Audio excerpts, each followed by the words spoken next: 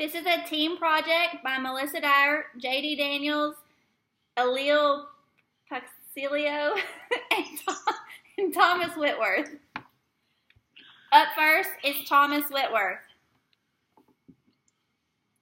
Go. Hello, I'm here to talk about taking college classes online and the availability of said college classes online versus the college classes on campus. As I've started going to school, I've wanted to be able to take most of my classes online, and because of my family, because of my job, career, and the unavailability for me to be able to drive to campus every night or throughout the week or even to Texarkana, as I live about an hour away one way, so it'd be a 2-hour drive for me to go to Texarkana to take my classes. And so the same classes that I would need to take for my degree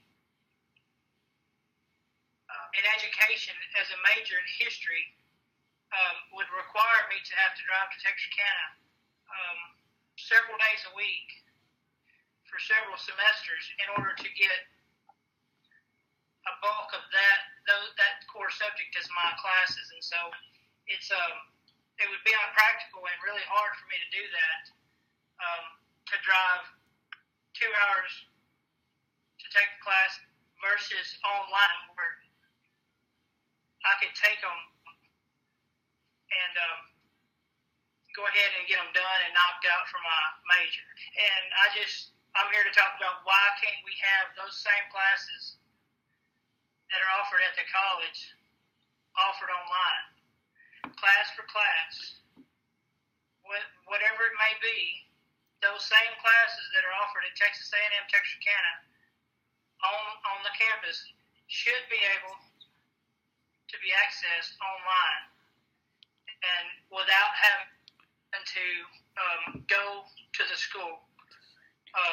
And that's the problem, one of the problems that our group has come up with, and we would like to address on how to fix and what can be improved upon. And it's not just a Texas A&M Texarkana problem. It seems to be a problem about junior colleges and or higher education colleges throughout the United States.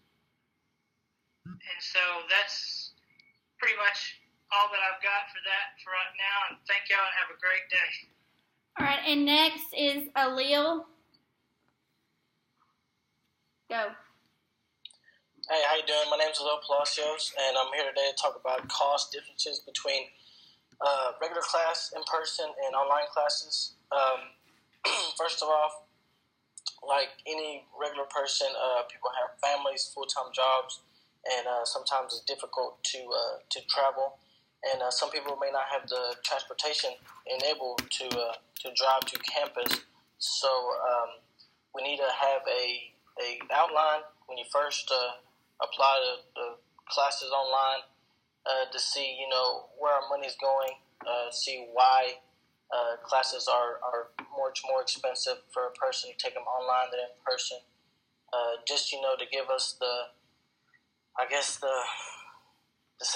not the satisfaction, but just, to let us know, the whys if we have any questions, because I'm sure, just like us four, a lot of people do have questions on this topic. To me, it kind of seems like it's like they're punishing us to, for this fee not to go into class. I think they said it's like $100, a little more of $100 to take an online class than to take it in person. And I just think it isn't fair for us because, again, some of us have families, full-time jobs. Some of us have 2 jobs, some of them are single mothers, single fathers, and, just don't have the time in the day to go to classes in person. And also, that means for some people, that means them to take more money out of student loans. And, that is a long, process as well.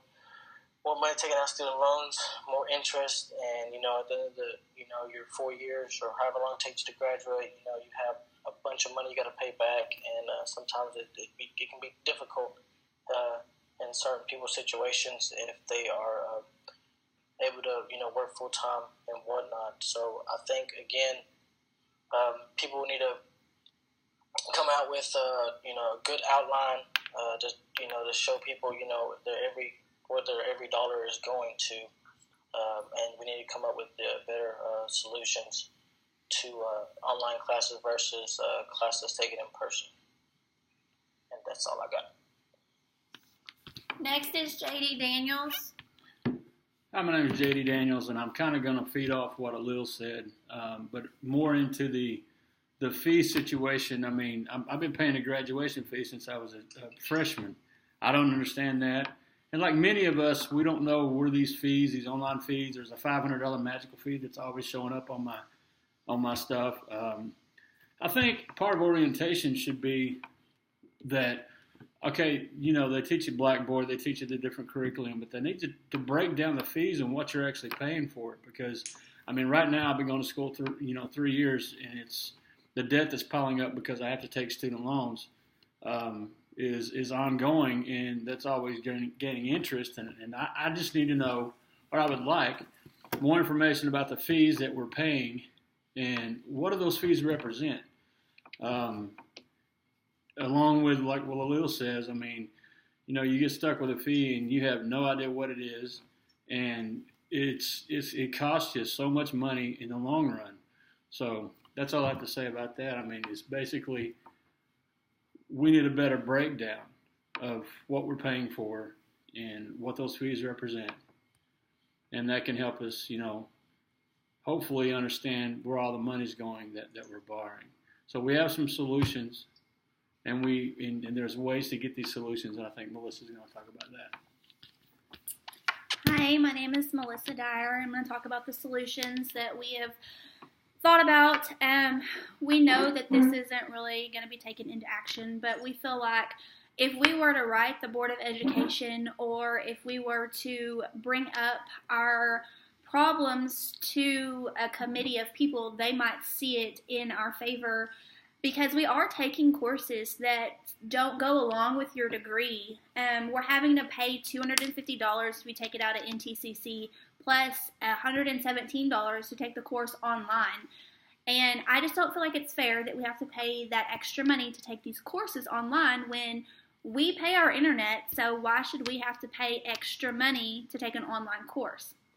So we've all three thought about writing a Board of Educations, getting a group of people together, and probably expressing our opinions and see if we can get them to go along with our views on this subject matter. With that being said, we are kind of what JD said. We are paying a lot of fees that we don't need to be paying. I know that my freshman year of college, I was paying a graduation fee. I have 4 more years of school. Why am I paying a graduation fee? So what it all boils down to is that the college is hungry for money. And we feel that if we were paying for our degree plan, that would be a different subject. But we're taking these walking courses, bowling courses, and all of these athletic courses. I know I've taken one, but if we're going to take these courses and they're not going to be towards our degree plan, then what's the point in paying $250 a pop for these courses that we have to finish our degree plan? It's just not fair, and it could be taken away if we got in touch with somebody that knew how to be an advocate for college students who pay more than what they make. I personally have $50,000 in debt because of student loans, because I am indecisive and have changed my minds on what I wanted to do for my college career. Now that I'm completely finished and graduating in December, I feel like